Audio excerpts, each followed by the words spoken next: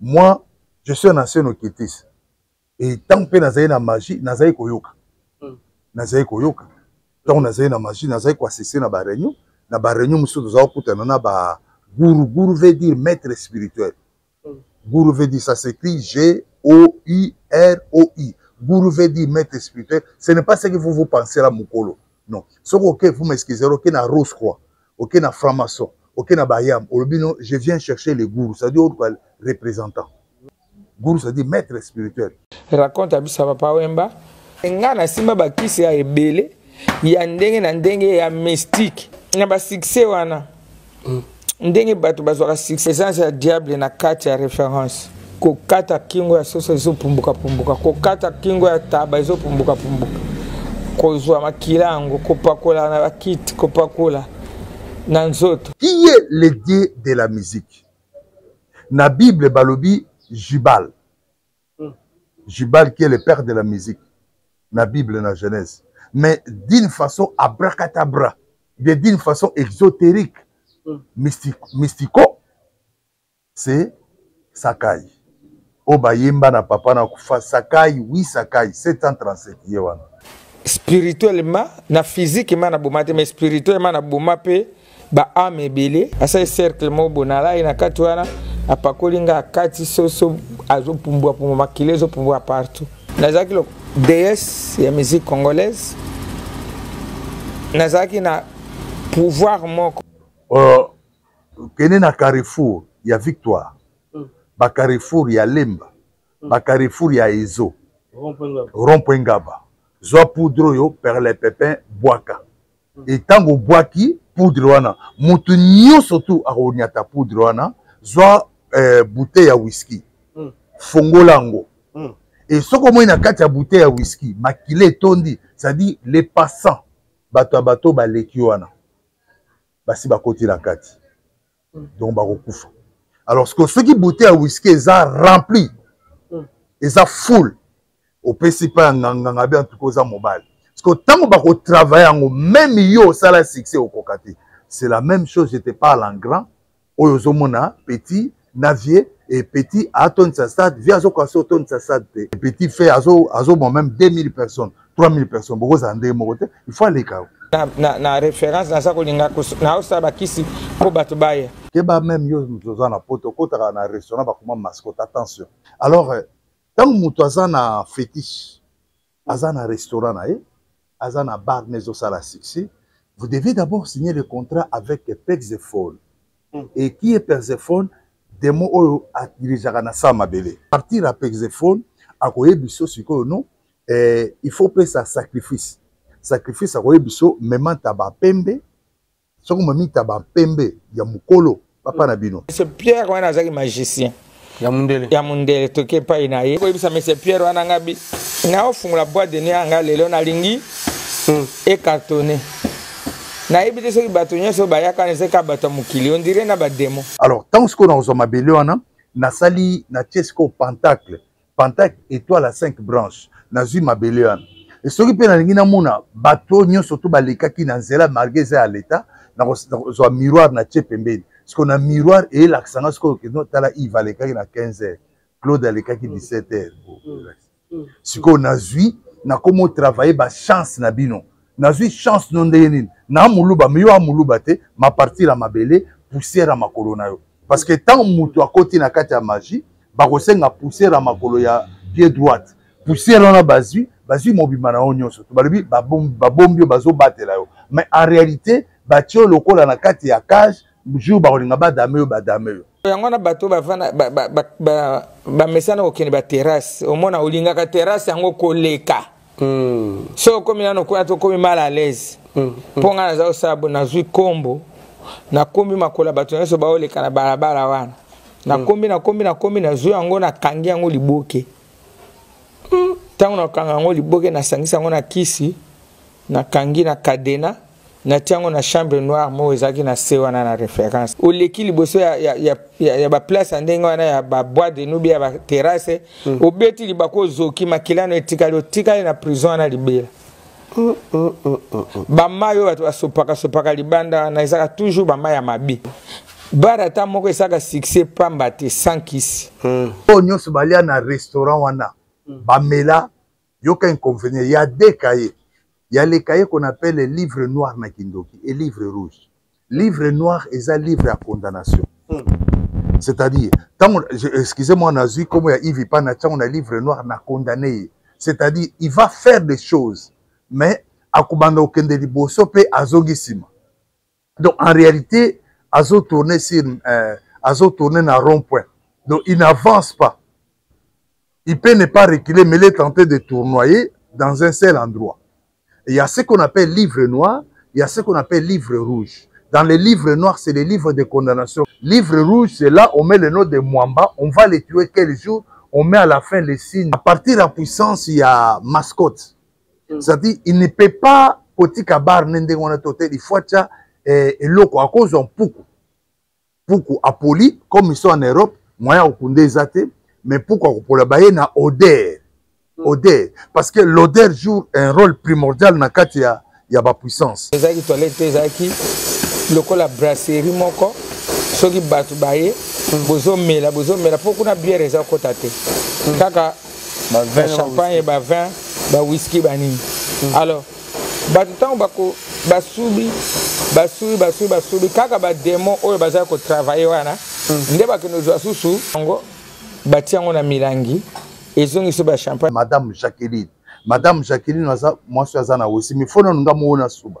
Tant on a subi odeur wana sikoyo est dégagé, siko ba rezo ba masuba nyo surtout en na fosse septique. Hein? Na sali siko ibigité supérieure. Na bimi 2 3 4. Et tant on a sali dédoublement supérieur wana et kozonga siko na kati ya bakazier. C'est d'une façon métaphysique, hein? Je dis bien, ce n'est pas d'une façon chimique, mais métaphysique. Okay. Donc, d'une façon, yabundoki. Alors, si vous tango romelango, oyokango, gouya rosaranate, mais ngamoko na romelango te. Alors, tango zo melango, ils ont ba malédiction. Ba malade, moko impossible robela. Loko, ekoki kote ya bango, eza liwa papa wemba. Po, moto bazalaki na ye.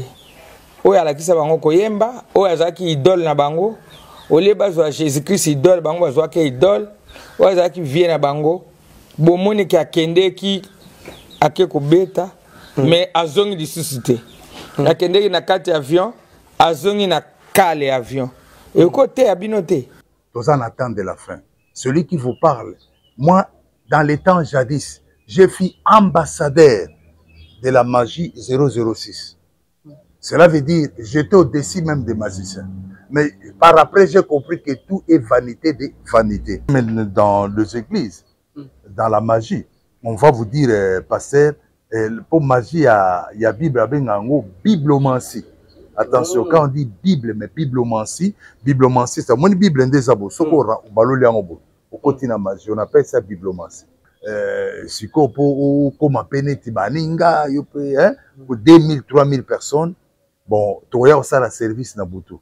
Service wana yomoko zalobe na mwasi na et mwasi to pe andima. Alors tant que mwasi na zana telemi alati bilamba na se eloko ezate. Yo pendo zana okoza olati kilote na se eloko ezate. Bango pende ba osala ba cérémonie na se eloko ezate. Voilà. Alors babandi koloba, je donne un exemple aux églises à Pasteur Claude, coupe de délivrance, tolingi coupe de délivrance na lemba azala yimoko, aleka na limete, aleka partout kolega limete. Et ça facilite parce que la limité, excusez-moi, il y a aussi des gourous, des maîtres spirituels. Hein? Et les représentants des grands maîtres spirituels, avant il y a 10e rue à limité. Et tant que ça, on a dessiné ce pentacle. Donc, on va bien étoile. On va dessiner étoile à 5 branches. Étoile à 5 branches, moi j'ai fait la pédagogie, peut-être au salle maths physique. Là, on parle des pentagones. Quand on dit pain, 5 côtés. Okay. Il y a aussi hexagramme 6 côtés. Siko balobi yoloba malo. Olobi ozi foya nyamana o che plaswana. Tango che balobi no suba. O subi masuba no moi non pas ya subi. Siko batomboli bilamba siko batikeli mutakala. Batikeli mutakala ça se fait à minuit. Alors l'effet que batikeli mutakala parce que l'effet aux ala mutakala les assigne à respect pas Satan. Mutatala mambo église démon comme ne écaté. Yende mutata diriger moi il y a novembre. Je crois que c'était du 25 au 27 hein, oui, à Toulouse. c'était la statuette de Lilith. Selon les exotériques juifs, on la considère comme que c'est elle la femme, la première dame du monde. On la considère comme c'est elle la première dame du monde. Dans les magies juifs.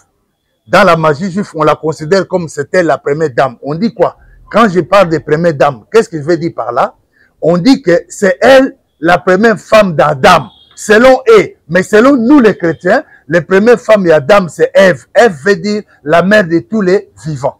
C'est une femme qui a la puissance, une grande puissance ténébreuse. Et Marc Sonazo Salango, il y avait l'autre statue qu'on appelle Minotaure. Le fait que Bata Monango, yé, a même une excitation sexuelle, yé, a l'ongola basi bazemi, a l'ongola bato bazemi, yé, a même rappelé liwa, tant Bata Monana. Donc, c'est tout un sacrifice bazo sala. Parce que, oui, il faut alia. Autour d'un mais il va manger quoi? La chair humaine. Il y a des sacrifices qu'on fait. Donc, Balthazar agit par une influence cachée. C'est-à-dire, au lingité. Et puis, dans le niveau, il y a Balthazar. Même au bout de à quoi en gros pour bout parce que ça va niveau ba roi mage ba niveau supérieur même moi ça bout à ko bout ça parce que ce sont les hauts niveaux de la magie. Vous avez compris maintenant qui est Balthazar? Ce n'est pas n'importe qui. Donc Balthazar peut prendre même la femme d'un pasteur. Il peut prendre même la femme de qui que ce soit qui est général parce que ce sont les niveaux supérieurs kabbalistiques. Je sais bien comment Balthazar est bimi awa. Oui. Na dictionnaire côté nini sur biso. Oui. Balthazar et bimi balobi une tradition postérieure leur a donné le nom de Melchior, Gaspard et Balthazar. C'est-à-dire les gens les grands maîtres qui étaient quand Jésus-Christ est né. Au Bayaki n'a pas présent, pas moulaye. Donc les trois grands maîtres en Iran. C'est les trois mages. C'était les trois mages. Je crois que prêtre, vous comprenez. Tout le monde me comprend. Quand je parle des trois rois mages. Alors, donc on a dit les trois rois mages, le nom, une tradition postérieure leur a donné le nom de Melchior, Gaspard et Balthazar. C'était des grands maîtres. Alors maintenant, quand il a pris le nom de Balthazar, c'est normal, il faut ça. Alors moi, c'est un ministre. Alors moi, c'est un gouverneur. Alors moi, c'est un pasteur. Alors même moi, c'est un représentant d'un pasteur. C'est le niveau très supérieur. Il y a des choses. Dans mage, comme il y a des choses dans tout grand magicien, tout randoki. Il y a ce qu'on appelle fluide dans champ magnétique. 207 est bon. 207. 2 plus 0 plus 7, ça donne combien? 9. 9, n'est-ce pas? 9. L'année n'a pas beaucoup. 1, 2, 3, 4, 5, 6, 7, 8. Sur le mot, on a 9. On était quand même comme 9, n'est-ce pas? Né quand même ils ont aigle, ils ont 9. Il y a une Bible sur mon peuple périph' de connaissance. Hein? C'est quoi? Alors, tant que vous avez une estase supérieure 0,05, c'est-à-dire vous laissez le vide pour Nanya Kota, chef Yekonda. Chef Yekonda, Petit Gilles, c'est lui qui est le représentant de Bekonda. C'est quoi Koti na Katnao? Donc, métamorphose.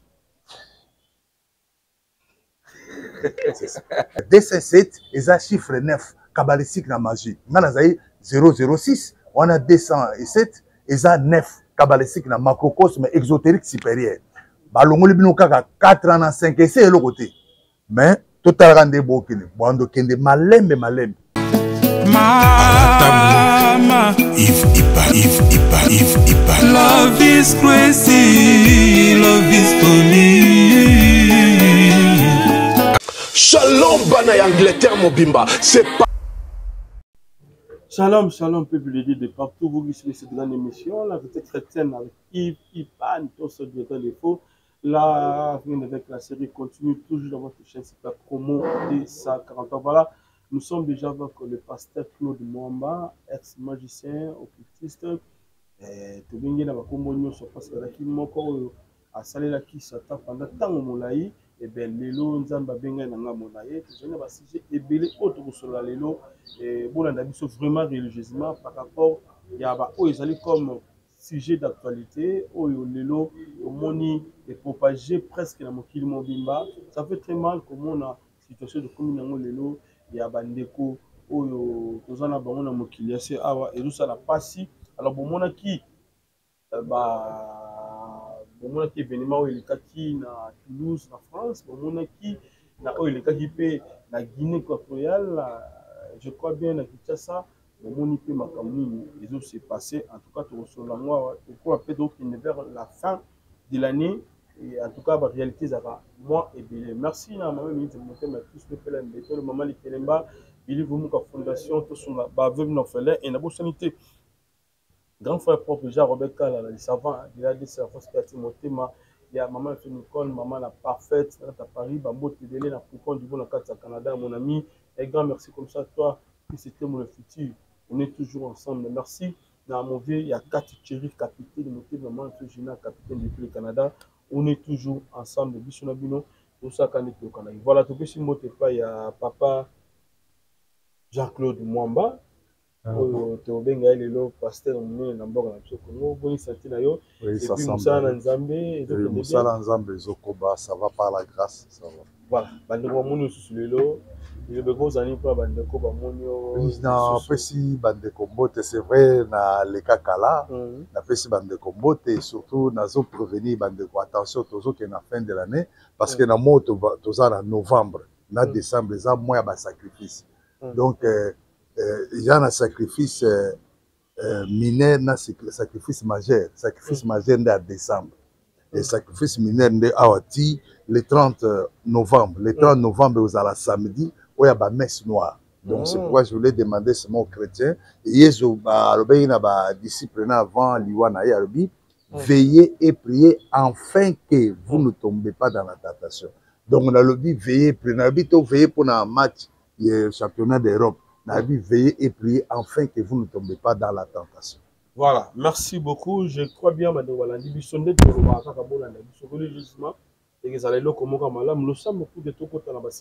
Alpha Omega, tozana mois en novembre. Papa, na telemeli nyonso ti oppression satanique. Nazo kanga carré magique nyonso ti ya monde, na kangi carré magique ya RDC, pas d'entrée, pas de sortie au nom de Jésus. Amen. Amen. Voilà. Merci beaucoup, papa. Le koto tinda ki penza message qui est okutana par rapport à émission Oyezali. Ezala ba sujet belé oyo bandeko belé ba mitungisini ba mitungisami mingi par rapport à oyo ba moni ba événement oyo esali batu pasi makasi. To bandi na oyo ya témoignage ya maman na biso Chagui Charofa oyo ex-femme ya papa Wemba. Oui. Alors azaki na restaurant monene na Belgique comme la référence et à l'école la témoignage. Alors cette fois-ci à cause la version française oyo dérangé bandeko belé bana poto belé basiliki na kati ya restaurant bandeko lia na biloko ezali travailler masanga bandeko mela ezali pisi masuba banyao bandeko na kati eza ba sacrifice sala na kati na ebité sunga biso nanu esalemaka ndenge nini moto azali na kati ya restaurant na ye po azala na succès, moto azali na kati ya bar na ye, moto azali na kati ya mosala moko quelconque, mais qui sezo régner na kati ya place oyo azoteka yebi te sacrifice yango esalemaka ndenge nini parce que baesi biso akundana banyama ya mobimba ya vivant. Les grands problèmes, il y a une Bible Zolobana Osée 4:6, mon peuple périt faute de connaissance. En réalité, qu'est-ce qu'elle avait? Naza na dictionnaire nanga tabo pesanga comme Monsieur Larousse na ndimi. Monsieur Larousse très important. Ezano babengi mascotte. Tozotanga mascotte. Que ba même yo tozana poto kota na restaurant ba comme mascotte. Attention. Alors, qu'est-ce qu'on appelle mascotte? Totanga on na dictionnaire. Nga na lobi ngelo otenga na zolo baka na dictionnaire. Nga na lobi na dictionnaire. Mais c'est le journaliste c'est mascotte en comment ça s'écrit mascotte dans les dictionnaires? M A S C O T T E. Yango. Alors, provenance mascotte, sortilège, fétiche, porte-bonheur. Donc, au lieu de le porte bonnet na kema na terme technique mascotte. Cela veut dire azaki na mascotte, azaki na fétiche. Nazongeli okozo Android na yo, okozo dictionnaire na yo. Mascotte ça s'écrit professeur, possibilité prends ton dictionnaire. Mascotte ça s'écrit M-A-S-C-O-T-T-E. Sortilège, fétiche, porte-bonheur. C'est-à-dire azaki na mascotte. Et je crois maintenant la question, ce que nous avons na mascotte ou bien fétiche, et c'est ngaka ni. Je crois que c'est ça la question. Alors, tant que nous avons na fétiche, azan na restaurant na azan na bar maison ça la succès, vous devez d'abord signer le contrat avec Persephone. Et qui est Persephone? Des mots oyo a dirigera na sa mabele. OK. Toké na Mesela Rousse, totalana nous qui est Persephone? Zo dictionnaire na yo. Mais c'est la route, dit quoi concernant Persephone. Attention, dictionnaire des ans à deux parties. Non propre, n'a pas non commun. Ah, on a côté là-bas non propre. Ou bien tu prends ton Android. Persephone et le biboé. Bolimbisanga. Persephone, je me suis un peu embrouillé. Persephone. Oh, comment je m'embrouille comme ça? Père. Ah, na ba alphabet comment tu me l'as père.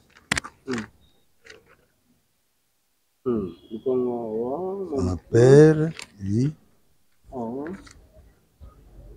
Un père. Il y a Persephone. Alors, on a un dictionnaire. Tu peux prendre ton Android. Soit Android na yo, quand on a Google, soit Android na yo, quand on a Google Persephone. D'abord, je vais d'abord répéter comment on écrit Persephone. P-E-R-S-E-P-H-O-N-E.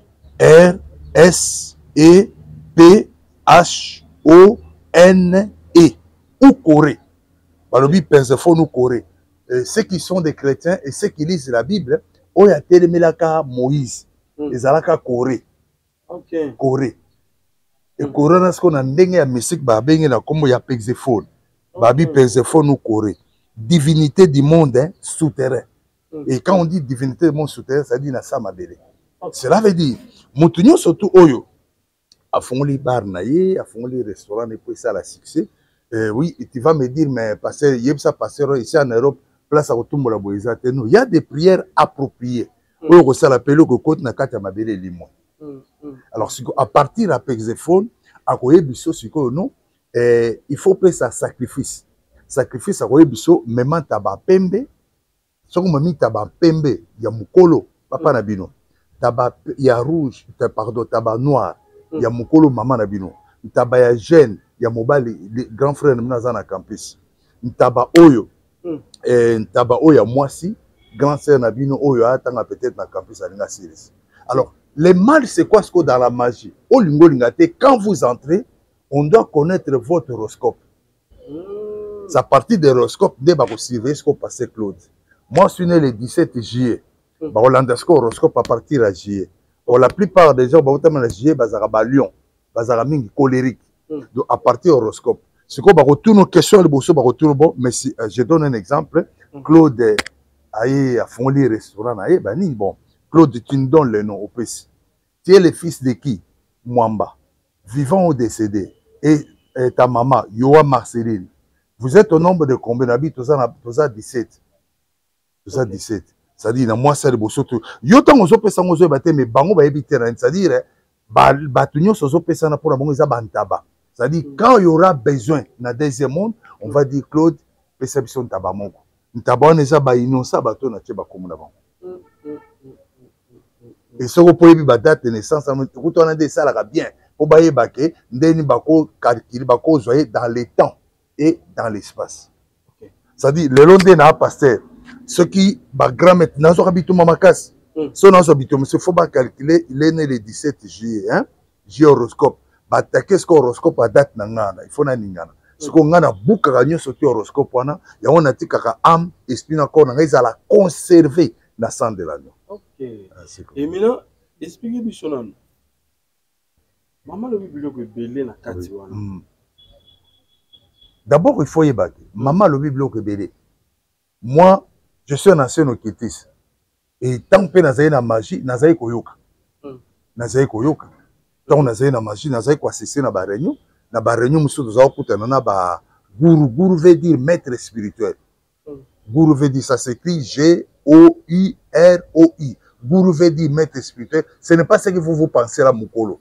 Non. Ce que vous m'excusez, ok, na Rose Croix, ok, na franc-maçon, ok, na Bayam. Je viens chercher les gourous, c'est-à-dire représentant. Donc, aux autres représentant. Donc, ok, na Rose Croix, même na Maïkari, na Gombe, excusez, est-ce que je peux voir votre gourou? Oh, pourquoi? Gourou, ça dit maître spirituel. C'est comme monter une église, on a un responsable, il y a église au pasteur. Le pasteur responsable. Okay. C'est ça. Maman, le comment vous avez porté primordial aussi, que bazali na koko na bango bazali na kati ya mboka, kuna kisangani. Oui. Azaki opesa batu ba chance à vie, on a opesa batu ba kisi, donc azaki opesa mascotte. Voilà. Mascotte fétiche, porte-bonheur. OK. Voilà. Azaki nganga. Utiliser le terme technique. Voilà. Oui. Azaki nganga. C'était prévu, Moutati quand on a pouvoir, ils ont lié maman Shaggy. Oui.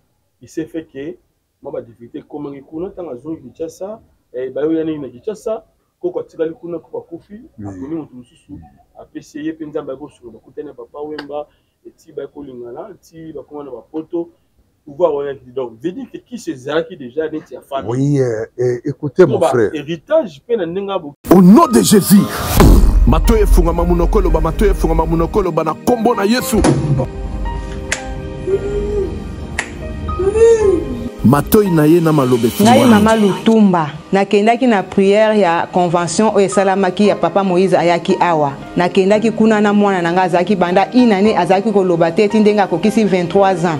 Tokendaki kuna papa abondelaki pona ye namoni akomi koyoka pe koloba. Yango na pesi nzamba ozana merci pona bolamu nyonso azosalela ngai. Shalom bana nzambe kananga ezalaki ka ya dépression makasi na banda kolala te na banda koganga na banda kolota bandoto mabe na kondaki na silaki nzoto bamemaki nga na hôpital psychiatrique na dépensaki mbongo ebele esimbaki te. Or fallait na sala mémoire na ngai ya fin de cycle ba dépensaki koleka même na classe. Prophète moko ayebisi biso eza likambo kokende hôpital te eza likambo koluka nzambe epa na ye moko esimbaki te tokende na ba ministère ebele ba prophète ebele simba ete mais na kumisi nzambe ya papa Moïse po mokolo bamemaki nga dès le premier jour epa na ye asimbaki ngai mutu na ngai komaki stable ezo chauffer lisusu te na komi kolala pongi na komi kolia nazoganga lisusu te na omona su bandoto mabete. Or ce n'était pas le cas pendant 4 ans nde na pamboli nzambe ya Osana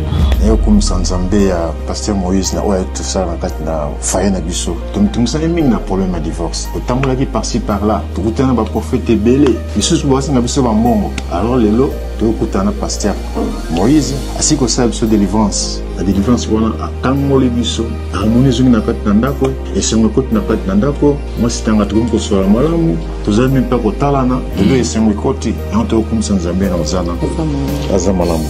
Mais au kumisa nzambe ya Ozana po ça fait 2 ans passés dans un problème sérieux à misu surtout ce mois za makasi flou na komona distance te mais ndenge na ko leka délivrance na remarqué un changement mo makasi sans lunettes na zo mona clair donc na kumisa vraiment nzambe Ozana zo sala donc na moni ke na olata lisu lunettes te ya on est au kumisa nzambe Ozana na lobaki déjà ba maladie oyo wumela katango molai oyo sila kate ezalinde démoniaque ba divorce belé tozo komona tango nyonso awa ezali pe kidoki boya nango epai na nzambe nde bokobika nazozela bino na moto.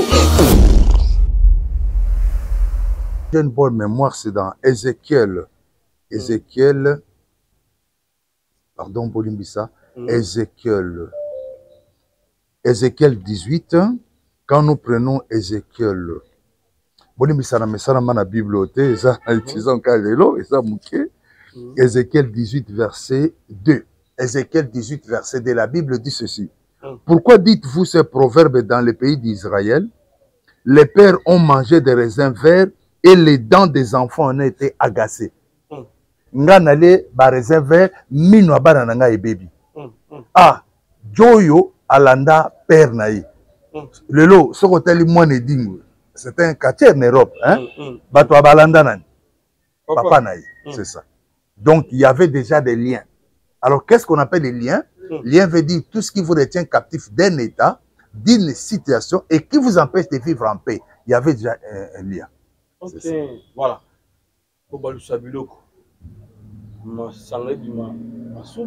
Oui, mais c'est normal. Mais les gens ne veulent pas prier. Il faut pas ça là-bas. Qu'est-ce que vous voulez? Il y a une Bible, ils ont osé 4-6. Nga même ba kabri bonali a vraiment tena comment ko éviter parce que na yebi ni nga pe nazali ko ça ba kabri monsieur zaba na machombe ba bazoli a de kabri mana machombe ba travailler ngo basali be vocation ba tsango ma ya bibembe mais soko li ko sana gumo osakana te okoli ata le colombe moi na machombe. Tout ça pourquoi? Parce que vous ne voulez pas rester adonné à Jésus de Nazareth. Vous ne voulez pas rester adonné à Jésus de Nazareth. Alors, qu'est-ce que c'est? L'effet que aux adjana kati ya famille, la famille on a une famille ya roi, eza famille mo ya bakonzi. Est-ce que oyebaka ke chef coutumier pa Kinshasa za? Oyebi hein? Matadi Kibala, oui. OK. Alors Bateke. Moi na Matadi Kibala siko ata alobi akosi mané loroté. Mais je parle un peu dans le cadre biologique. C'est l'ici, comme nous disons, c'est mon sang. Le sang, c'est le liquide rouge qui circule dans les veines. Okay. Et le sang, là, liquide rouge qui circule dans les veines, ils ont un âne, ils ont un Claude. Okay. Et si j'étais toujours dans la magie, même mes enfants, le bas que ba yambaïs, mais babo na bango samba abi abilo abiana to ki pa ngote. Mais le sang, liquide qui circule dans les veines là, c'est pour qui? C'est pour le papa. Hein. Il y a des... Ok, il y a des traces. Ok, il y a un peu tout le monde un musicien. Souvent, pas musicien fait dans la rabon. Ok, moi, il faut y aller. Comme qu'il a fait. Voilà. Multiplication, il y a bloc il y a chambre froide, il y a restaurant, il y a bloc on a tout ça les bananiers. C'est ça la prière pour y a comme ça Masuba. À l'époque, oui. Là, il entre dans ce qu'on appelle ibiguité. Ibiguité. Comment ça s'écrit? Lettre I. Lettre I. Et quand nous prenons lettre I, ibiguité, oui. Mais c'est la rousse. Tu peux prendre ton dictionnaire pour voir. Ibiguité, ça s'écrit I. Donc, comme OU. I, B, I, qui comme pas Kinshasa, mais qui... oui, les Vandal. Ouais. Ok. I-T-E. Tu peux voir dans ton dictionnaire, de latin on dit ibiquitas. Dans latin on dit ibiquitas. Et ibiquitas qui veut tout simplement dire partout. C'est-à-dire faculté d'être présent en plusieurs lieux à la fois. Okay. La faculté d'être présent en plusieurs lieux à la fois. Et je crois, ma puissance, on a vu ça aussi à l'époque d'Isaïr. Nazo banaki mukolo ngo tirer mutumo bona ebite soko aza mukozito aza pauvre. Je parle en grand. Babimi 4. C'est-à-dire dans 4 il y a un véritable. Alors au côté tirer ba musuza bo comme bo comprendre nini akufite. Alors à partir il y a puissance, il y a ibiguité. Oui, je vois comme je... Multiplication, il y a que ça, il y a alors, la toilette, mais ils ont n'allez pas très loin.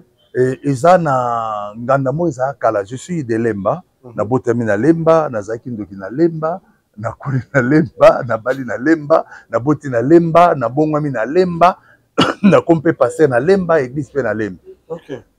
Alors, qu'est-ce que je faisais? Ceux qui n'avaient na WC, neti dans un côté à l'époque, ils qui na 9 régions. Ils ont bar moi qui succès ma casse na Lemba à l'époque.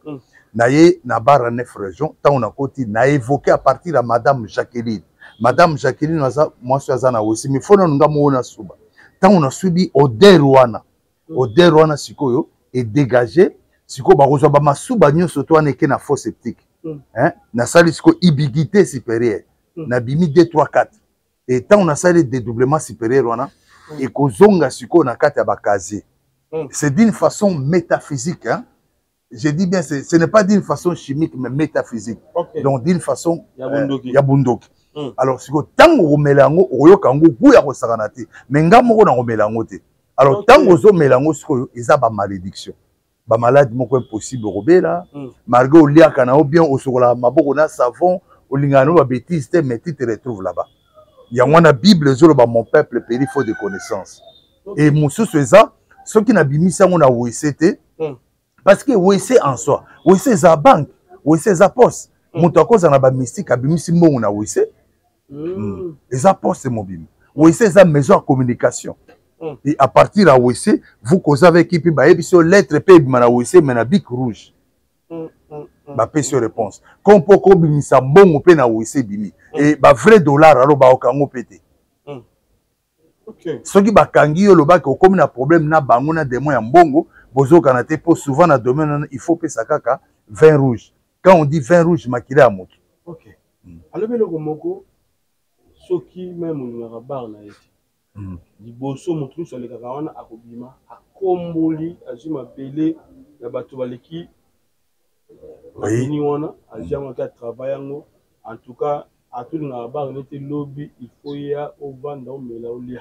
D'abord, tant aux kombola. Moi, personnellement, la ligne bateau était na avenue. Je suis aussi locataire. Bateau ba komba ba avenue na ba 5 h du matin. Boké ba pardon même aza voisin boyo kana ne c'est boya de sol pas munayo. Parce que tant aux komba mabele, oui que mabele cause à la moi quantité boyo, mais c'est des millions. Hein, quantité boyo millions. Et na mabele on suppose que ngape Claude na leka kiwana. Hein? Na leka kiwana. Alors tant ce qu'on a aux mabele on Nasali na Chesco Pentacle étoile à 5 branches Nazu Mabelean et ce qui peut na ngina mona bateau nyo surtout baleka ki na nzela malgré ça à l'état na zo miroir na tchepembeni ce qu'on a miroir et l'accent ce que no tala il va leka na 15 h Claude aleka ki 17 h ce qu'on a vu na comment travailler ba chance na bino nazu chance non de na muluba miyo amuluba te ma partir à mabele poussière à makolo na yo. Parce que tant mutu à côté na kati ya magie, ba kosenga poussière à makolo ya pied droite. Poussière on a bazu mobima na onyo so. Balobi ba bombio bazo batela yo. Mais en réalité, ba tio lokola na kati ya cage, jour ba olinga ba dame yo. Donc c'est comme ça un peu ça se passe. Niawa représentant nini?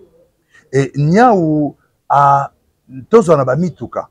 Tozo à la police, tozo à FARDC, pour tozo na RDC, nazo tunu na ba mituka. Basoda balinga marque nini Toyota Land Cruiser hein parce qu'on suppose que Land Cruiser ça passe partout. Alors Land Cruiser à Bandokeza bois na Niao on peut passer partout. Ah bon on les a préférence à Bandok parce que Niao akoko yawa aokinde bobeta masolo no beti masolo mbongo na yo et ce qui il y a ce qu'on appelle s'incarner dans à côté na katamu. Après à Keno, ma basolo a bêti Claude Alobi à ce moment le 15 décembre. Pour toi, au bas la boye. Alors, à partir de la base, j'ai information à baby sur le macabou. Ok. Maintenant, bateau va participer à la restaurant, on a lié à la restaurant. Et qu'on vienne aux années pour la banque. Oh, merci, merci la question. Bon, nous sommes allés à un restaurant, Bamela, il n'y a aucun inconvénient. Il y a des cahiers. Il y a les cahiers qu'on appelle les livres noirs na Kindoki et livres rouges. Livre noir et un livre à condamnation.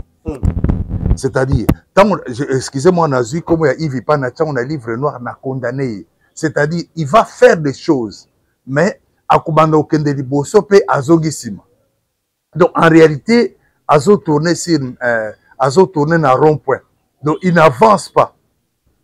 Il peut ne pas reculer, mais il est tenté de tournoyer dans un seul endroit. Il y a ce qu'on appelle livre noir, il y a ce qu'on appelle livre rouge. Dans les livres noirs, c'est les livres de condamnation. Quand on met le nom de Claude Mwamba dans ces livres-là, ça dit on m'a condamné. Et il y a aussi les livres rouges. Livre rouge, c'est là on met le nom de Mwamba, on va les tuer quel jour, on met à la fin les signes rouges, ou bien les signes de croix. Alors, le fait que vos noms sont entrés, quand vous entrez dans le bar là, on nous a dit Zaki Bar nani Maman Shagi. Alors, le fait que comme on a vu quand les besoins se fait sentir dans le deuxième monde, Claude Mwamba, plus ça. Vous voyez, 1, 2, 3, 4, 5, on est trop damé.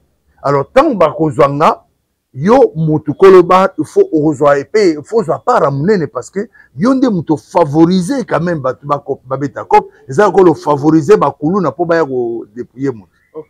On a un. D. D, à partir de la puissance, il y a mascotte. C'est-à-dire, il ne peut pas petit kabar nende on a toté, il faut ça et loko à cause on poukou à poli comme ils sont en Europe, moyen au kunde zate. Mais pourquoi pour la baie na odeur, odeur, parce que l'odeur joue un rôle primordial dans il y a ma puissance. Tozi pour la odeur des Corinthiens, nous prenons des Corinthiens. Tozi des Corinthiens, c'est pour la première fois, bon, il faut s'adapter. Des Corinthiens, des verset 16. Que nous dit la Bible dans 2 Corinthiens 2, verset 16, Bible au Bible, aux uns une odeur de mort donna la mort, aux autres une odeur de vie donna la vie, donna la mort. C'est-à-dire, et le quoi n'est pas solo, hein? Solo n'est côté. Mais ici, il y a une mauvaise odeur aujourd'hui. Mais qu'est-ce qui va pas? Non, on a mis des parfums, on a bien torsionné, il n'y a pas de problème. Alors, odeur, on a ce qu'on aime, et même la maladie, et même la koufa. Mais odeur, quelle odeur? L'odeur à monde abracadabra. Ndeko moko lobi nga nazala kuna na lia na mela mais mabe zate naza na problème non problème cause à la tête mais moi j'ai toi qui c'est non na ebso ke na bebi sabatu hein je vous dis qu'un jour les amis avec qui on a na moi na lemba terminus wenzo neza makongo après makongo kimafiki kilinja kilango mais bavani sana ba masse mototo landio mambo sala biso sakanate. Mais évidemment, mais j'ai demandé pardon. Mais maman Passengi, oui. s'est repenti, a commis les lots délivrés, a Yébinzambe. Est-ce que Batou Bazaki wana lobby paye? Non. Et qu'il y a l'odeur wana, odeur wana. Et Kokoso et Kolongwa pana bango seulement si, je crois, 2 Corinthiens 5, 17. Si quelqu'un est en Christ, il est nouvelle, hein, créative, les choses anciennes sont passées. Est-ce que les choses anciennes sont passées? Les choses anciennes n'est pas ce que seulement si tu as accepté Jésus. Okay. La Bible est claire. Nous pouvons voir. Ok. 2 Corinthiens, la Bible est claire. 2 Corinthiens, 2 Corinthiens 5.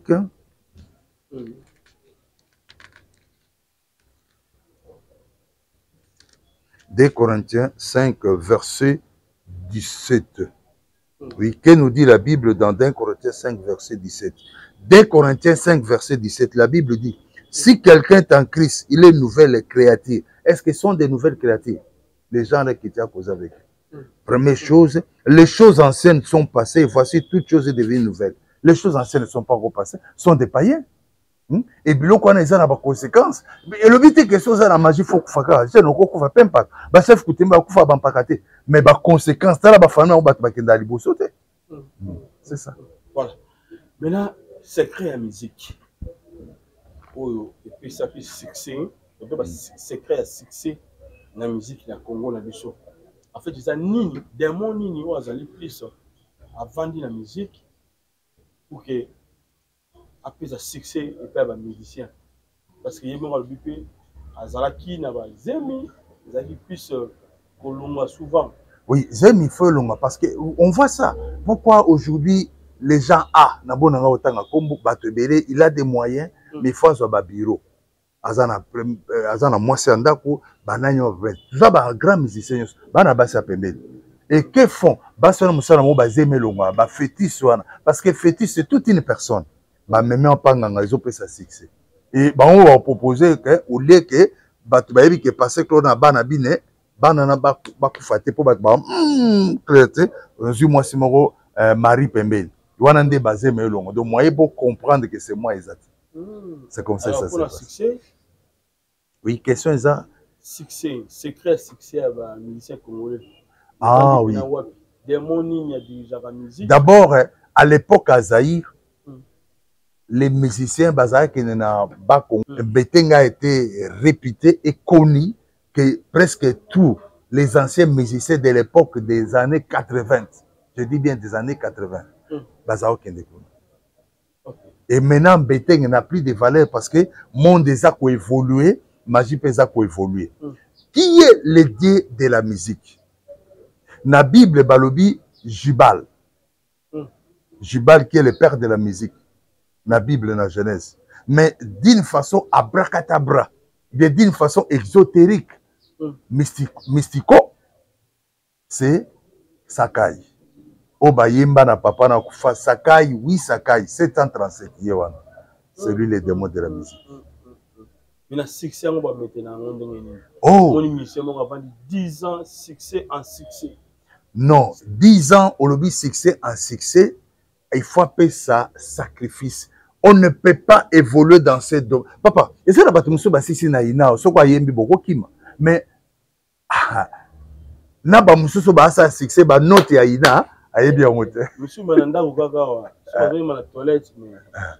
alors, il faut des sacrifices humains. Qu'est-ce qu'on va vous dire? Son nom, bien, vous avez les talents que Dieu a mis en vous. Mais maintenant, pour Omata, il faut payer sa sacrifice. Quand on dit sacrifice, ça veut dire moutou. Il faut boma moutou pour avoir succès. Ce qu'on a boma que c'est ni. Au monde dans la Bible, toujours eza tonon. Il y a les filles. Toujours une fille à 25 litres. Toujours une fille ni paye à 5 litres. Hein? Bidon les bidons de 5 litres pour coach dans mon chauffeur au cas où. Hein?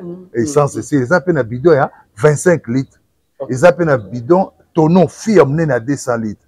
Alors, ngasko admettons, naza grand, naza na musique, nazo ça la succès, dans un exemple moteur à terre. Yves Pan ou un grand musicien. Batba ebio. Ou renya makasi. Nga na renyete. Si on a combattre yo. Tant on a qu'une pas nganga babimisi na miroir kabbalistique ou bien un tableau Ouija. Bako rubima. Nganga webso me joyo ateli ba puissance on a bato boma bi oya musika oya za grand golot. Hein? Yo lingo telebane simba te. Siko ngana epsi nganga no vie. Ngani ka ko sala nga nyoso ko senga ngana ko peso. Nganga ko peso attention ke bana langage lo baka nyoso ko senga na ko peso. Attention avec ce langage là. Siko nganga ko peso bon. Kene na Carrefour ya Victoire. Ba Carrefour ya Lemba. Ba Carrefour ya Ezo. Rond-point Ngaba. Zo poudre yo per les pépins boaka. Et tango boaki poudre wana mutu nyoso tu akonyata poudre wana zo bouteille ya whisky. Fongolango. Et soko mo ina kati ya bouteille ya whisky, makile tondi, ça dit les passants bato ba leki wana. Basi ba koti la kati. Donc ba kokufa. Alors ce qui bouteille à whisky est rempli. Est full. Au principal nganga bien tout cause mobile. Parce que tant qu'on travaille en même yo ça la succès au kokati. C'est la même chose, je te parle en grand. Oyozomona petit navier et petit à ton stade via zo kwaso ton stade. Vraiment simplement jalousie. Jalousie bon hein. Pas bloquer les ana délai. Sozo kokasu makabute. Le diable ne fait rien pour rien. Aux Européens ça 100 personnes comme au bono le kolo ko bomea passe na komi pe na koli bon au kiti na 5 bon peut-être ça makam parce que les petits fait azo bon même 2000 personnes 3000 personnes beaucoup ça ndé mo côté il faut aller ka OK et c'est ça un sacrifice monsieur spécial et mara na ba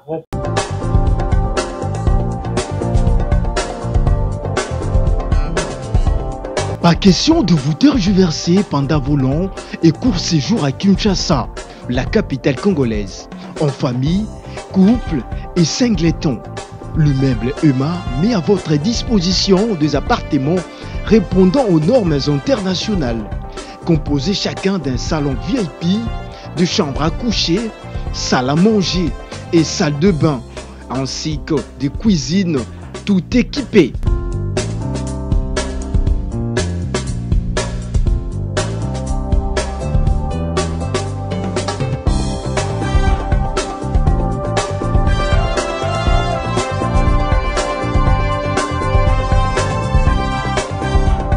La la connexion Wi-Fi en permanence. Pour les problèmes de coupures intempestives de courant électrique, un générateur disponible pour alimenter ces bijoux.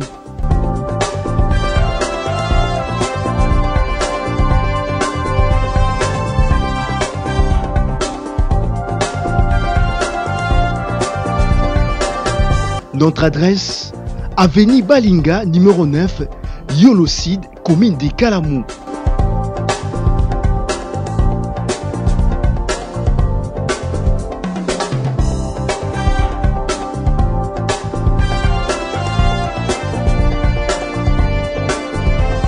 Pour plus d'informations, plus 44 74 66 38 44, plus 44 75 39 90 053, plus 243 82 31 46 488. Chez Emma, c'est les conforts. Nyama au bazar vivant, nakolona mitema topé nzoto ya nyama. Oui, mais moi qui vous parle. Yakolona pena nyama mobimba, ndeto ba kunsuso ba lona nyama awa na chair na ya lona tabango même mobimba nyawi ya mobimba.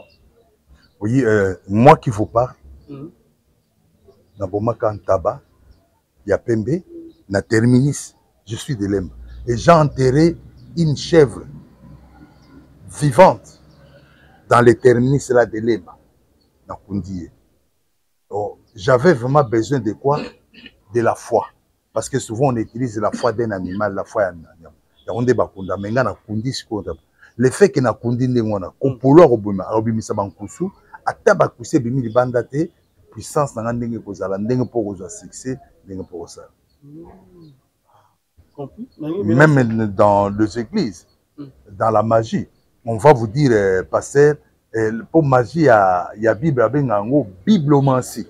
Attention, quand on dit Bible, mais biblomancie, c'est mon Bible des abos. Au côté de la magie, on appelle ça biblomancie. Oh. Donc, on a ce qu'on a biblomancie. On a une église. Oh, maintenant, si on peut peneti baninga pour 2000 3000 personnes, bon toya osala service na butu service wana yo moko zalobe na mwasi na yo et mwasi to pe andima. Alors tant mwasi na zana telemi alati bilamba na se eloko ezate yo pendo ozana okoza olati kilote na se eloko ezate bango pende ba osala ba cérémonie na se eloko ezate.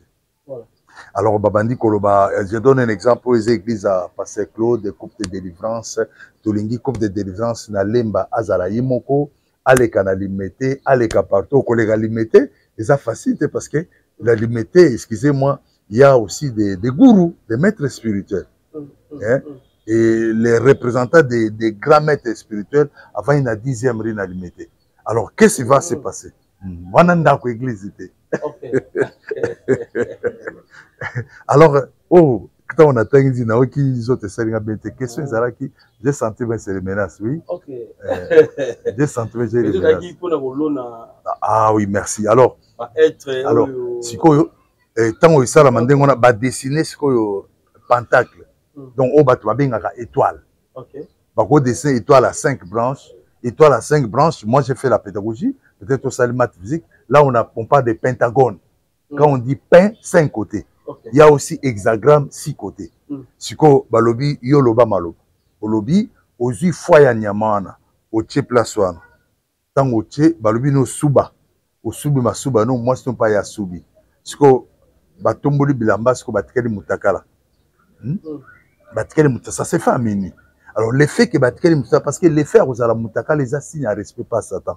L'effet que là ta blamba bo les assignes à respect pas ensemble. On ne peut pas adorer Dieu ni mais Satan on peut l'adorer ni. Là où tu sois adoré ni de plus unguya kindoki kitaka makasi. Mais maman n'a pas le bon kilo moi. Ay bâti basali cercle mon ko dessiner toile. Bâti na kati. Oui. Et après yo mona maman mo ba suki milai il est mundele. Là c'est la présence maintenant des sirènes. Il y en a baza ben sirène aye, siko sirène autono pour ce qu'on bang aux yeux du bon. Oui, ce qu'on a bimi, causé, fait comme si rien n'était. Au cause du bon bandit, du bon A, B, C, D. Donc il faut avoir les 100 fois. Il faut avoir 100 fois. Alors, si vous des mois dans Kobima, où il y a la membre église, mutata la membre église, des mots comme les écatés. Il y a des mutata dirigé moi il y a novembre. Écaté, il y a des mutata dirigé moi en novembre. Il y a des écatés. Il y a des mutata la membre d'église, tous pardon, H. Tous H. Écaté. Comment ça s'écrit? Ça c'est Helios. Helios, je vois Écaté, c'est Écaté. Écaté, ça s'écrit H-E-C-A-T-E. Mythologie grecque, divinité de la magie. C'est-à-dire Nzambe à magie. Barabi, divinité. Donc Nzambe à magie. C'est-à-dire tout ce qui est de la magie et le Kapana et le corps, la secrétaire générale. Donc divinité, on dit bien divinité de la magie. C'est ça. Bandeko bakolanda musique jusqu'à présent, quand tu as rappelé le concert, tu as la musique. Oui, ça va nini parce que tu vas la biso parce que ça bandeko mususu ba tisaka basi na bango pour rejoindre mai et tout amibali mususu on va travailler. Mais oui, mais non. Non. Écoutez, ce n'est pas même pas aux ans en magie. Écoutez, je suis passé Claude. Tu prends ma femme, tu sors avec elle au Touchenga. Moi, c'est mobile. Disons-nous, nous sommes des adultes dans les rapports Bakomaka et Lokomoko. Cela veut dire, passer Claude tel que je suis ici. Nazui, moi, si moko, nazui, moi, si akatier. Biloko a mobile ne yoko tapa na nga ministère aussi basouté. Parce que tu connais Lokomoko. Et puis, ceux qui basent bazui, moi, si non, ça dit, bah, dominer. C'est pourquoi, au monde, nazo, ça clair, te bané, 74, 76, papa m'a dit, moi, c'est mon tout bon. Ah, bon, donc, tant on bazui, moi, si on bazui, ça dit, bah, dominer, sur les points spirituels. Mais oui, mais c'est ce qui fait l'homme. C'est ce qui fait l'homme. Vous m'excuserez, c'est le liquide, c'est ça qui fait l'homme. C'est ça qu'on a besoin. C'est ce qui fait qui amène la production. Si le monde est aboyé, c'est à partir de là. Donc, et là, qu'on a, ils ont un pouvoir ma casse. Et ça, bazu à Claude, ça dit bazu nga Claude. Même n'a pas passé dans ça, mais n'a pas tâtonné. Mais le fait que n'a pas ensemble, Dieu va m'aider. C'est ça. Voilà. La musique, bandeko qui mani. Oui, bien les pénales va continuer toujours comme musique, on a besoin de moi, au top. Pensa ba musique ya donc moi discussion zongi invité est-ce que les ma bien que la musique ya mukili musique mondaine est-ce que au côté conseil les ma bien je n'ai qui place aux amants je vais essayer un peu de expliquer un peu na batelo moko non c'est un peu cameraman a aidé nanu comme ka kobina mukia na linga ngote mais pour na laksa batu bota na ndeni boza en voter. Ok, na malem.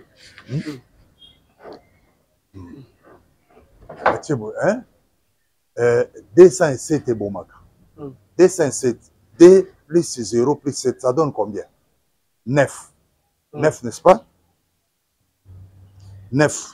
L'année n'a pas beaucoup. 1, 2, 3, 4, 5, 6, 7, 8. Sur le mot, tu as 9. On était quand même comme 9, n'est-ce pas? Ne quand même boisa aigle, ils ont 9. Il y a une Bible, les mon peuple périphérie de connaissance. Hein? Alors, tant que vous avez un stase supérieur 0,05, c'est-à-dire vous laissez le vide pour Nanya Kota, chef Yekonda.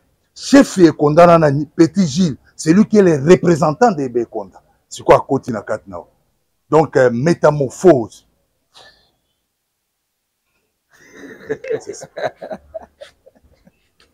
Tout n'est condamné sur Petit Gilles Azana. C'est le fils, il y a chef Ananyo Akoufa. Donc quand on a introduit, celui-là est chef avec Konda. Mais moi, on a un des Petit Gilles. Mais ce qu'on a eu, c'est belé, musique c'est belé. Tes musiques c'est belé, attention. Na muto ya ke panganga, nganga pese kis, na ba intronizo yo, nande na beaucoup différentes. Beaucoup différents. Dans bande quoi tu vois musique wana, batika kobina. Non, y a pas non, nga naza na problème te, mais nga na bondeli pona wana nga. Wana nga na bondeli pona d'ici février ça na mon succès. Ils ont envoûtement moko na niveau moko makasi. Ils ont envoûtement mon niveau moko makasi. Mais d'ici février aussi, mais oh news bobina parce que tant aux autres la boyana, aux autres côté en stage. Donc en transe, hein, mon n'habite comment je peux entrer. Na lobby, ça dit muto atkali vide na cerveau. Mais on a dans ce cas ya bangala babina moti. Bekasi. Mais oh, ils ont une intronisation kabbalistique na kati. C'est pas si je me fais comprendre. Hein? Ils ont une intronisation kabbalistique na kati. C'est ça. Il y a une Bible Zoroba, mon peuple périt faute de connaissance. Ok, ça c'est bien. Balthazar, Lilo, et ils allaient. Voilà. Donc, d'ailleurs, je vous parle en tant que connaisseur. Je n'ai pas sur l'autéo et ce que je na mukanda te, ngamo na mukanda. Hein? Ngamo na mukanda. Donc, DC7, ils ont chiffre 9, kabbalistique na magie. Ngana zaï 006, on a 207, ils ont 9, kabbalistique na macrocosme exotérique supérieur. Balongo libino kaka 4 ans 5 et c'est le côté. Mais, total rande bokine. Bando kende malembe. Bando kende malembe. Ya wananga batu muso bakotaka concert moko na lekaka à l'époque avant concert na essaye batu dégué ko salem et na essaye boy église nga na longola ibango. Moi j'ai un défaut hein na essaye bon boke na bino je préfère parce que comment na bino butuza pa nga na yibi yango na so essaye no bolinga te boke. Donc c'est l'envoûtement supérieur. C'est l'envoûtement supérieur. Intuice, c'est la puissance d'intuice. Qu'est-ce qu'on appelle intuice? Bino bato dessin 7. Attendez, je vais vous lire ça. Intuice. Intuice, c'est Nicolas Baboye. Intuice, ça s'écrit I-N-T-R-I-S. Intuice, introduire des forces qui s'introduit quelque part sans avoir qualité pour y être admis. Donc, s'introduit. Voilà, ça se fait. Donc, comme il a vu sur le Kenda, Balthazar, il a plus de 400 quelques vidéos. C'est un homme marié. À Zapenabana, ben, ma vidéo est belée à Bassi, à Batou, il y a Mabala, il y a ma ministre, il y a ma voisin, il y a ma pasteur, oui. Il y a ma PDG, il y a ma collègue, il y a ma Noko Naye, il y a ma camarade Naye. Oui. Éviter la carte wana bande kwa bisi photo à moment presque nyom c'est qui soit passé bisapo na bande ko basi ane ko sala geste moko awa ni za do sipa kwatini na ye au caresser mais ba bibi c'est biso ba photo ya ba joueur ya minene ya libanda ba Messi banani bango tu bana geste wana ba sala ya maboko neti basimbi na tolo. Albizali, salutations sur les lignes, na bande comment on va bloquer moi bongo. Albizali kiss on de Balthazar Asali, et Rubimana Bassi Abatou. Ils ont la domination et puis c'est un magicien. Oui, je comprends, mais quelle est la question jusqu'à là? C'est tout yeba. Geste oya salakina, tant on Rubimana Bassi. Geste à sala, ya ko simba boyoana. C'est normal sentiment. Ou bien zani poto moni ba photo ya bandeko joueur ya minene ya mboko ya Congo ya monde na geste on a fait kaka ya maboko wana les gestes en question oui ba bengango signe des signes magiques ou bien des signes kabbalistiques. On appelle ça des signes kabbalistiques. Même on somo na tchebia tcheboy hein les abattoirs francs-maçons les signes kabbalistiques. OK. Donc on mona kanani les grands joueurs ici portugais. Merci. Il y a portugais. Cristiano Soa Baruka sauté pas à Tchagaboy. C'est si kabbalistique dans franc. Na beaucoup de francs-maçons na bika franc. sikoyo ndeko na biso Balthazar eza kisi to eza domination na basi ya bato boye basi ya babala. Oui. Donc, le problème est que nous sommes des chrétiens, mais la plupart d'entre nous, moi aussi je suis chrétien, tous les chrétiens hypocrites, et puis tous les chrétiens, oh, Jésus a hors bord. Je crois que la question, comment tu peux dire que nous sommes chrétiens, Jésus a hors bord. Moni obabenga hors bord, cano, hein, cano hors bord, ça dit moteur, hein, ils en assument. Mais ce que bateau moteur, ils en a quatre. N'est-ce pas? Alors, beaucoup de chrétiens, aujourd'hui, même beaucoup de pasteurs, ça va hors bord. Le fait que moteur les en sont des chrétiens qui s'adaptent à tout. Na masangaza, n'impédicité les mêmes frères wana. Na mona ba musus. Wera beti musique, bake batondi. Grand frère wera beti musique, Patrice bake. Ba singa pasa, ba eza famille moko. Yana leki. C'est-à-dire, aza ni à gauche, ni à droite. Vous savez, à l'époque d'Isaïe, j'étais encore très jeune. Le fait président Mobutu Sara discours moko naoni et bisoto sauté. Mais c'est maintenant que je me rends compte que, excusez-moi, je ne raisonnais pas. Alors Baraboui, moi, mon pays Zaïre, nous sommes ni à gauche, ni à droite, ni au centre. Boboza ni à gauche, ni à droite, ni au centre. Boboza nulle part. Tout ça nulle part, tout ça ni à gauche, ni au centre. Mais nulle part. C'est ça. Alors, si le point est Balthazar, c'est la haute magie. Hein. C'est la haute magie. Je vais, allons-y calmement. Dans une Bible. Parce que tu peux suivre, ça peut aussi t'aider pour préparer le message dans ton église. Je vais lentement. Dans une Matthieu chapitre 2, versets 1 à 3. La Bible, Matthieu chapitre 2, versets 1 à 3. Jésus étant né à Bethléem en Judée, au temps du roi Hérode. Voici les mages. Pasteur, Kangaka moi mage. Les mages. Voici les mages d'Orient. Et quand on dit d'Orient, c'est du côté d'Iran et d'Irak. Ok. D'Orient arrivèrent à Jérusalem. Ils disent, où est le roi des Juifs qui vient de naître? Car nous avons vu son étoile en Orient. Nous avons vu son étoile en Orient. Et les mages, ce ne sont pas des chrétiens. Les mages sont des grands maîtres. Des magiciens. Des grands maîtres de la magie. Je dis bien, kokololo ya magie. Deux fois. Mais, confondre, on a bébé, ce qu'il y a quelques mois. C'est pour dire que Jésus reste Jésus. Bayaki na ba présent ba pesaï. Bazaye kolandani. Balobi il suivait l'étoile. Je te dis ceci mon frère. Tout ce qu'on cherche chez toi, ne te pose plus de questions. Je n'ai pas une voiture, mais je ne vois même pas la beauté que j'ai. Je ne suis même pas éclatante. Mais c'est quoi? Non, ce qu'on suit dans vous, mon frère, ce qu'on suit en vous, ma sœur, c'est l'étoile. La différence entre Pasteur Claude et Yves Ipon, c'est l'étoile. C'est l'étoile. Chaque personne a son étoile. Et l'étoile est différente d'une personne à une autre. C'est ça. Donc, les noms Balthazar, pour vous, ils ont l'obéli le côté. Je m'approche. Il y a un bandit, Nabi, Jésus, Matthieu 2, 1 à 2. Jésus étant né à Bethléem en Judée, au temps du roi Hérode.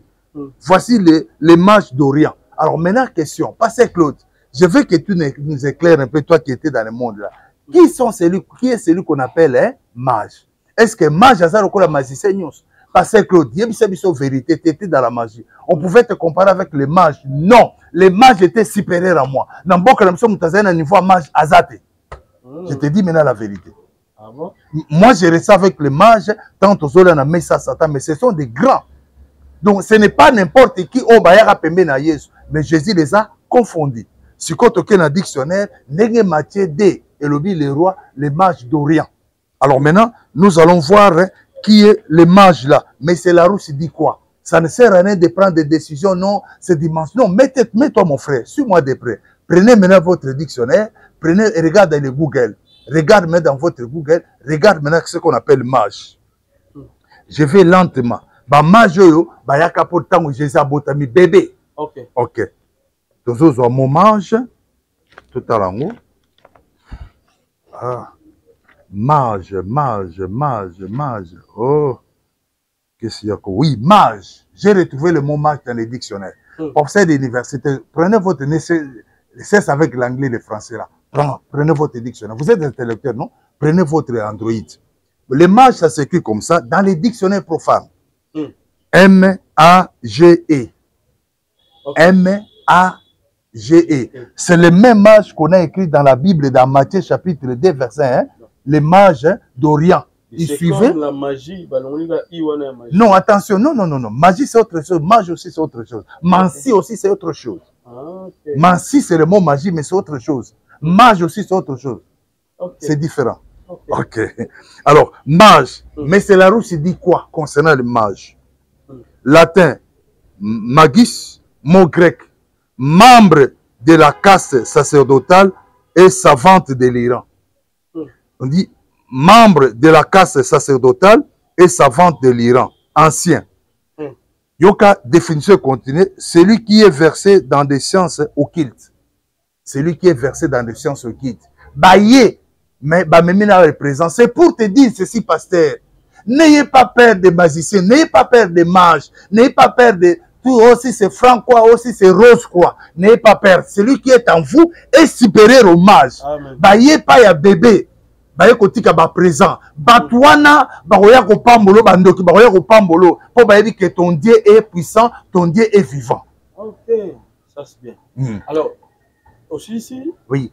Alors, Balobi, celui qui est versé dans des sciences occultes. Balobi, science occulte, la magie. Maintenant, les rois mages. Les rois mages, on dit quoi? Personnages qui furent guidés par une étoile. C'était les rois mages. Les rois mages. Balobi, mais c'est la Rousse qui dit, les rois mages, personnages qui furent guidés par une étoile, adoraient Jésus-Christ. Ok. Bah, roi mage. Mais ils étaient confondus par un bébé, par l'étoile des bébés.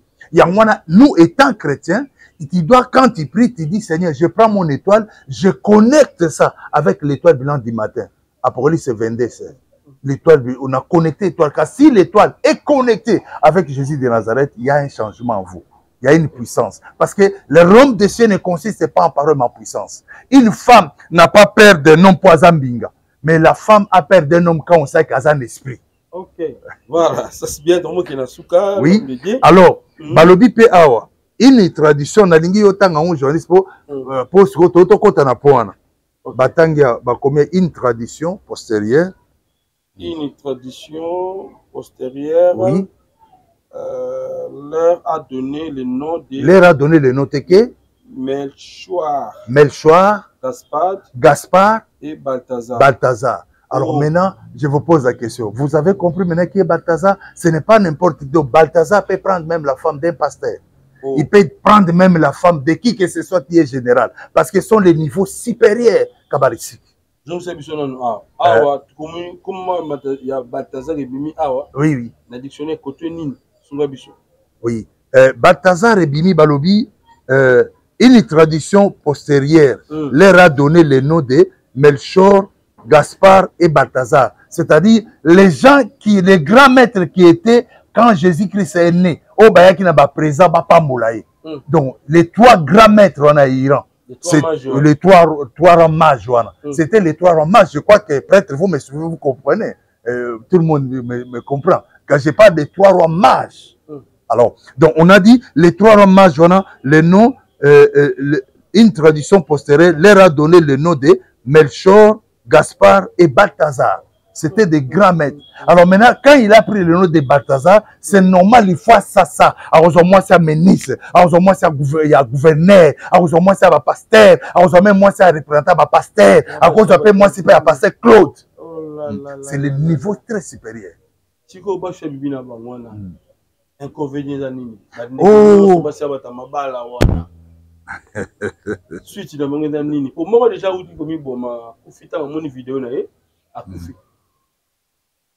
Il y a des choses dans mage comme il y a des choses dans tout grand magicien. Il y a ce qu'on appelle fluide dans champ magnétique. Tous on a nos fluides. Attention, si tu as étudié en Polytech, ne confondez pas pour ça, tu risques de dire aux étudiants qu'il y a un aventurier qui parle de fluides là-bas. Je ne parle pas de fluides mécaniques. Oui, oui. Alors, ok, total ango.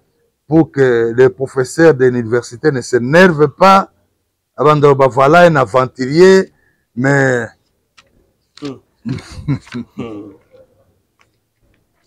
Alors, nous avons maintenant les fluides. Les fluides en mécanique. Voilà, yango, comme message, fluide. Du latin, fluidus. C'est dit des corps, gaz et liquide. Qui n'ayant pas de forme propre, sont déformables sans effort. Qui coulent, s'écoulent aisément. Au nom de Jésus. Matoye fungama munokolo ba matoye fungama munokolo ba na kombo na Yesu. Matoyi na ye na malobe ngai mama Lutumba nakendaki na prière ya convention oyo esalamaki ya papa Moïse ayaki awa nakendaki kuna na mwana nanga azalaki banda inane azalaki koloba te eti ndenge akokisi 23 ans ere tokendaki kuna papa abondelaki mpo na ye namoni akomi koyoka mpe koloba yango wana napesi nzambe oza na merci mpo na bolamu nyonso azosalela ngai. Shalom bana nzambe kana nga ezalaki ka ya depression makasi na banda kolala te na banda koganga na banda kolota bandoto mabe na kondaki na silaki nzoto bamemaki nga na hôpital psychiatrique na dépensaki mbongo ebele esimbaki te or fallait nasala mémoire na nga ya fin de cycle ba dépensaki koleka même na classe prophète moko ayebisi biso eza likambo kokende hôpital te eza likambo koluka nzambe epa na ye moko esimbaki te tokende na ba ministère ebele ba prophète ebele simba ete mais nakumisi nzambe ya papa Moïse po mokolo bamemaki nga dès le premier jour epa na ye asimbaki ngai mutu na ngai ekomaki stable ezochauffe lisusu te nakomi kolala pongi nakomi kolia nazoganga lisusu te naomona su bandoto mabe te or ce n'était pas le cas pendant 4 ans nde napamboli nzambe ya Osana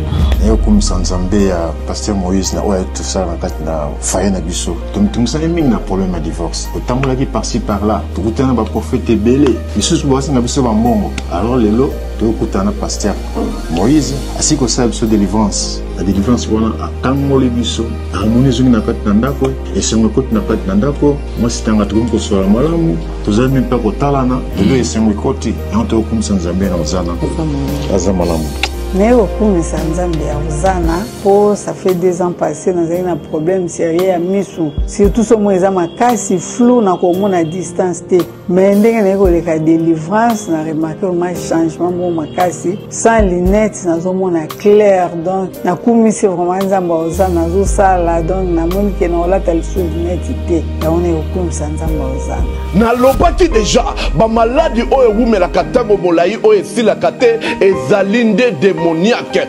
badivorce ebele tozokomona ntango nyonso awa ezali mpe kidoki boya nango epai na nzambe nde bokobika nazozela bino na moto.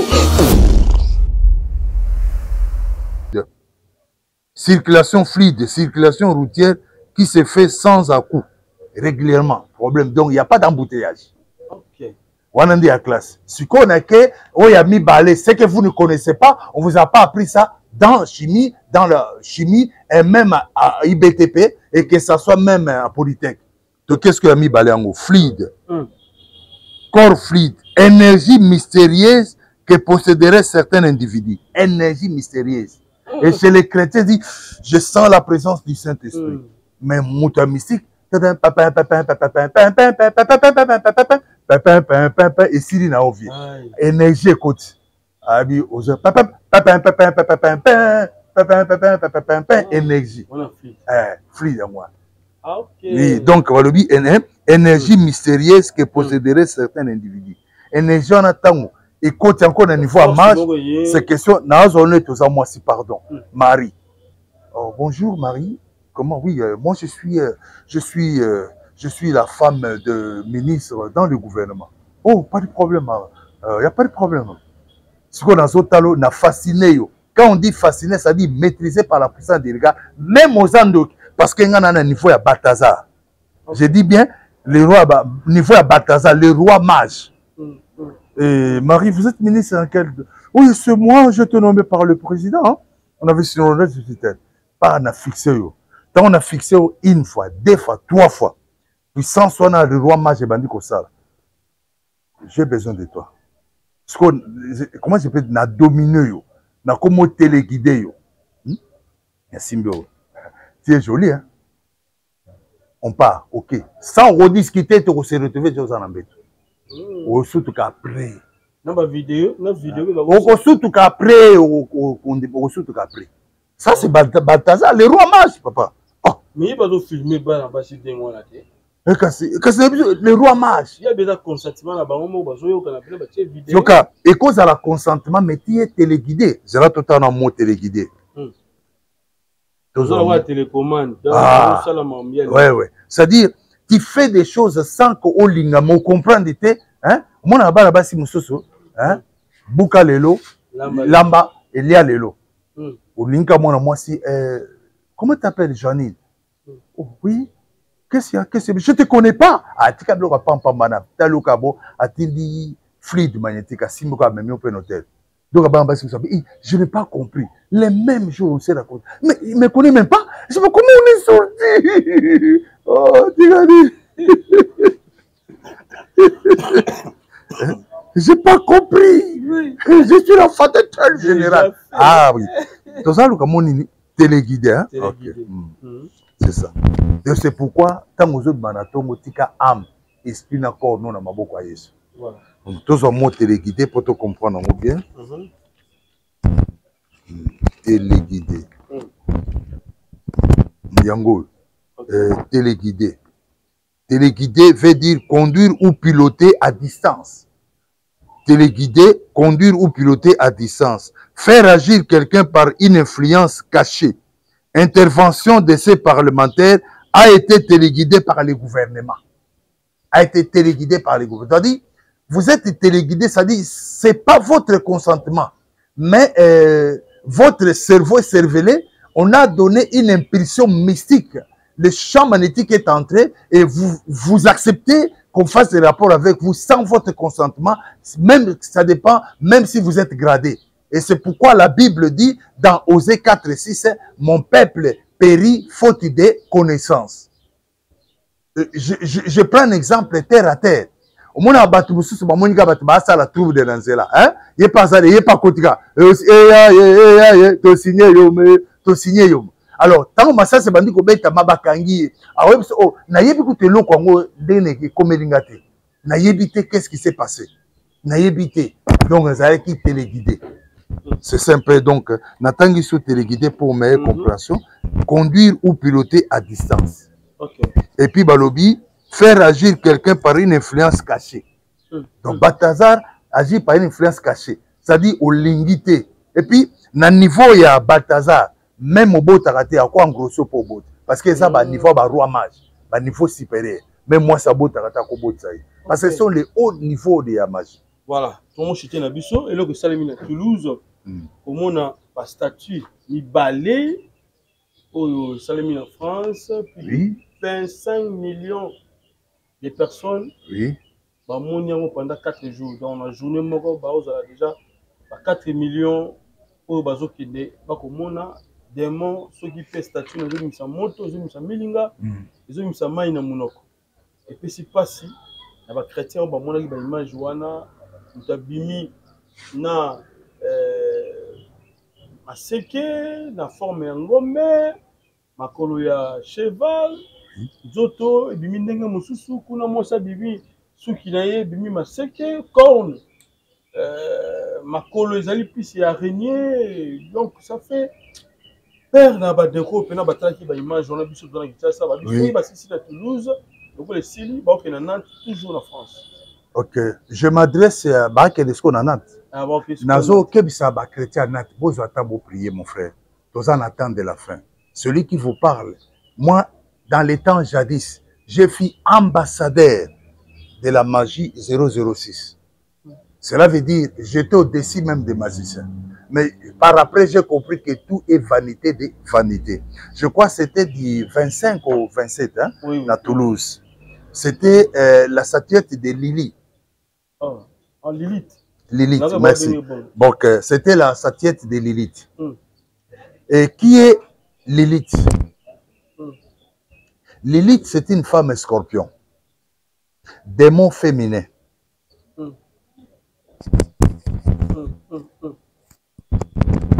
Et Lilith a une puissance selon les exotériques juifs. Selon les exotériques juifs, on la considère comme que c'est elle, la femme, la première dame du monde. on la considère comme c'était la première dame du monde. Dans les magies juifs. Dans la magie juive, on la considère comme c'était la première dame. On dit quoi? Quand je parle de première dame, qu'est-ce que je veux dire par là? On dit que c'est elle la première femme d'Adam. Selon eux, mais selon nous les chrétiens, la première femme d'Adam, c'est Ève. Ève veut dire la mère de tous les vivants. Alors, Lilith, c'est la première dame, c'est la femme que Adam avait épousée, selon eux, pas selon la Bible. Et c'est une femme scorpion, c'est une femme qui a la puissance, une grande puissance ténébreuse. Et Marc Sonazo Salango, il y avait l'autre statue qu'on appelle Minotaure. Les statues de Minotaure. Nous allons un peu voir ça dans les dictionnaires. Oh, j'ai mis les dictionnaires où? Minotaure, ça s'écrit M-I-N-A-I-T-O-R-E. Minotaure, il y avait des statues. Et l'autre statue là, c'était les statues de Minotaure. Voilà. Merci papa Claude. Je crois bien à Toti Kapé Bandeko. Mamika, oui. C'est comme ça, semaine prochaine. Pour que tu développer partout Italie et puis tu taper. Mais il y a que l'effet que Bata Monango, il a même une excitation sexuelle, il a l'ongola basi bazemi, a l'ongola bato bazemi, il a même rappelé liwa. Tant Bata Monana. Donc c'est tout un sacrifice bazo sala. Parce que oui, il faut alia. Autour d'un mais il va manger quoi? La chair humaine, il y a des sacrifices qu'on fait, il y aura même 500 personnes, même 1000 personnes vont mourir. Voilà, programme et puis numéro de téléphone. Merci, c'est le pasteur Claude Mwamba. Mon numéro c'est 00243, code 9999 4 fois 48 298. Code c'est 00243. Mon numéro c'est 999 4 fois 48 298. Que Dieu vous bénisse. Que Dieu se manifeste en vous. Merci. Ciao.